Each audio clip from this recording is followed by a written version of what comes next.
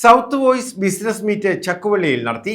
Sub distribution തലത്തിലുള്ള business മീറ്റാണ് Chakkuvalli Asia വിഷനിൽ സംഘടിപ്പിച്ചത്. Kerala vision, south vision ജില്ലാതല വിദ്യാഭ്യാസ അവാർഡുകൾ ശാസ്താംകോട്ട മേഖലയിലുള്ളവർക്ക് പരിപാടിയിൽ വിതരണം ചെയ്തു. South voice business meet Chakkuvally Asia വിഷനിൽ സംഘടിപ്പിച്ചു. സബ് ഡിസ്ട്രിബ്യൂഷൻ തലത്തിലുള്ള ബിസിനസ് മീറ്റാണ് ഏഷ്യ വിഷനിൽ നടത്തിയത്.